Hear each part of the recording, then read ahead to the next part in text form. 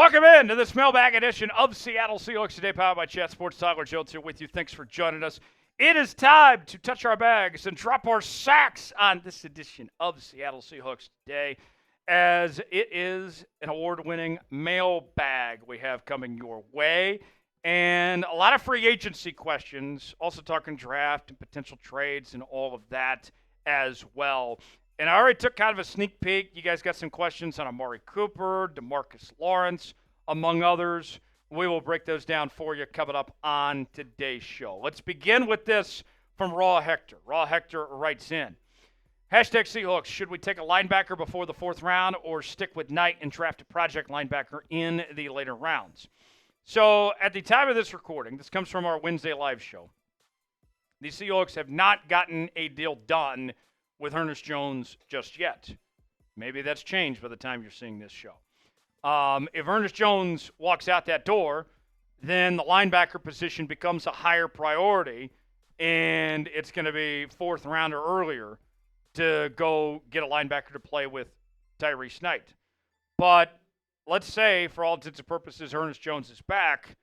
I don't necessarily know, because it depends on how the board shakes out and how you've taken care of some of your other needs at that linebacker position, or your other needs at other positions, rather, because there's other needs to address before linebacker. So we'll see. I'm open to the possibility, but I don't know exactly what they're going to do. I'll say this. I wouldn't be surprised if they pick a linebacker fourth round or earlier, but it all kind of depends on the Ernest Jones situation, how that plays out. Stay up to date with the latest happenings on your Seattle Seahawks each and every day here on Seahawks Today. And you may be wondering, how can I be a part of a mailbag show? Well, here's what you got to do, folks. You got to subscribe and turn on notifications. That way you're the first to know when we have new content right here on Seahawks Today. Subscribe now for free. Turn on notifications so you never miss a moment. Lock us in for the latest happenings on your favorite team each and every day on Seahawks Today, as we're talking draft, free agency, trades, everything you need to know. Subscribe now, turn on notifications. You'll be glad you did. The 12's our best writes in because the Seahawks end up signing Amari Cooper. So Amari Cooper ends up going to the Buffalo Bills in a midseason trade last year. And if you ask Bills fans, they did not get what they paid for. Far from it. The Bills got to the NFC Championship game not because of the efforts of Amari Cooper. He didn't really add much to that team. Now, we saw when he played against Seattle, he was pretty good, but that didn't really last long, and he didn't make much of an impact as they would have hoped. And there was plenty of opportunities for him to do so with Josh Allen and that high-powered Bills offense, but he ended up with just 44 total catches, 547 yards, and 4 touchdowns, coming off back-to-back seasons with over 1,100 yards. I'll be honest here, folks. If Amari Cooper can't thrive with Josh Allen, why would I think that he would be successful in Seattle here? And I know that Tyler Lockett in all likelihood is gone, and you're going to have to find other options for that next number 3 receiver. But I don't see Amari Cooper being worth his potential cost of what it would take, especially with Seattle needing to spend money on other things. I don't think Amari Cooper is necessarily the answer you're looking for. I would be very surprised. If I'm in charge, I'm probably saying no on the idea of signing Amari Cooper. Our pinned comment today, should the Hawks sign Amari Cooper? You got 2 options here. You can either type S for sign or P for pass. You might get an ad break while the ad's playing. Get your votes in. Let us know. S for sign, P for pass. Alpersburner writing in. Got the avatar and all. We know Mike Max, he likes older pass rushers. What about DeMarcus Lawrence? He does, and he's had a great level of success with some of these older pass rushers. When you talk about Jadeveon Clowney and Kyle Van Noy and Justin Houston and Jason Pierre-Paul, just to name a few, they all did pretty well in Baltimore with not being paid a lot of money and when most folks had given up on them. And Mike Macdonald found new life with a lot of those guys. But when I look at DeMarcus Lawrence, this is somebody that's had a fantastic career. All right? He's going to have a strong case for the Hall of Fame someday. He has been very, very good. But you can see there's been a decline.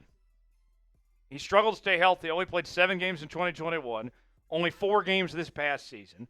He did have 3 sacks in those 4 games, but the production's not what it used to be. Even when he played a full slate in 2023, only had 4 sacks, along with 1 forced fumble and 8 QB hits. I don't think that he is the player that he used to be.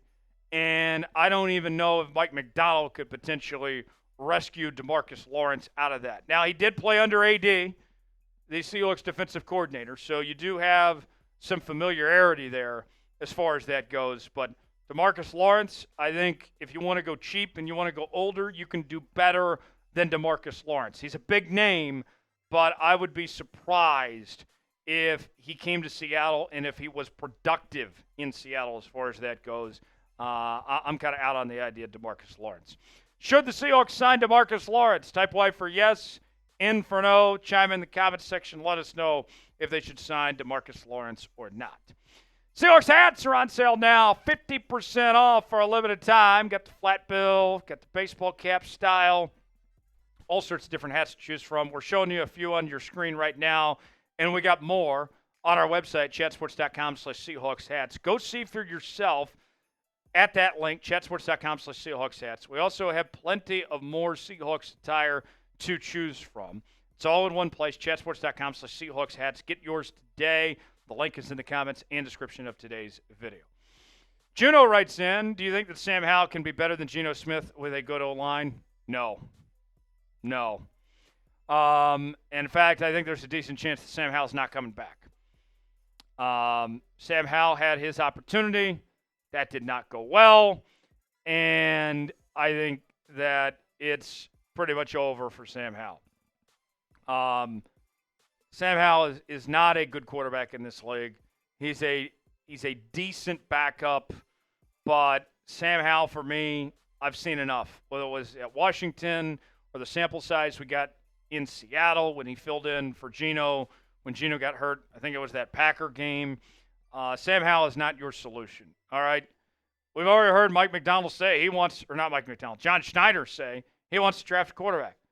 That tells me Sam Howell's not their guy. Sam Howell's not their future. By all means, no. Sam Howell, no thanks. No thank you whatsoever. Cheverton writes in, with our top-tier running back class in the draft, you think they'll trade or cut K9 or just extend him and focus on the O-line? Honestly, I don't think they'll do anything. I think K9 plays on his current contract. And the thing that I've said that what Seattle should do, all right, this isn't kind to K9 or Zach Charbonnet, but this is what I would do. If I'm Clint and Mike in this offense, I'm running those guys to the ground. I would run the wheels off of Kenneth Walker and Zach Charbonnet until their contracts are up and get every ounce of them that you possibly can. And then you move on from them. You don't re-sign them. And then you draft younger players to replace them. I don't think this is the draft you find their replacements. I think that'll probably be next year. But that's what I would do if it were up to me. I think that's the best plan of action when it comes to the running back position. I don't care what team it is, whether it's Seattle or if it's Washington or Jacksonville or New England, whoever it may be. That's how you should treat the running back position. You should run your running backs into the ground until they have absolutely nothing left and then replace them with cheaper, younger options with fresher legs. That's what I would recommend Seattle do there. SC writes in, how much would it cost Seattle a year to get Trey Smith or another suitable guard to upgrade our interior? $22 million is the number you're looking for of what it would take to sign Trey Smith. And there was a new report out this week that Kansas City found some money with the salary cap going up. And even though they're not going to franchise tag Trey Smith, they believe there's a decent chance he's coming back to Kansas City. He might not even hit the open market altogether. So I would like Trey Smith. I think he's worth every penny of that $22 million if you were to bring him in. But I would – it's looking less likely that he could be available. And you're going to be in a bidding war potentially with other teams like Chicago and others if you were to sign Trey Smith. But I think there's a decent chance he comes back to Kansas City now. Ardiano writes in, Are there any backup QBs in the league who could be interesting for us if any of them get cut this summer? I'm not interested in bringing in another journeyman backup. I think this is, if you're going to bring in another quarterback, this is your chance to go young. Whether it's a Quinn Ewers, a Jackson Dart, a Jalen Milroe, a Dylan Gabriel, Kyle McCord, one of those guys. I think if you're going to bring in a new quarterback, it needs to be a young quarterback that you can potentially set up to take over for Geno Smith. I think that's what you need to do. Don't worry about the backup quarterbacks that are journeymen around the league, the veterans. Go invest in your future there. Steve J. writing in, do you keep Noah Fant if he takes a pay cut? Depends on the pay cut. And if you're him, why would you take a pay cut? I would force Seattle to try to pay me as much as possible if I'm going to stay. That's what I think of that situation. Depends on what the pay cut is. And maybe so. Maybe.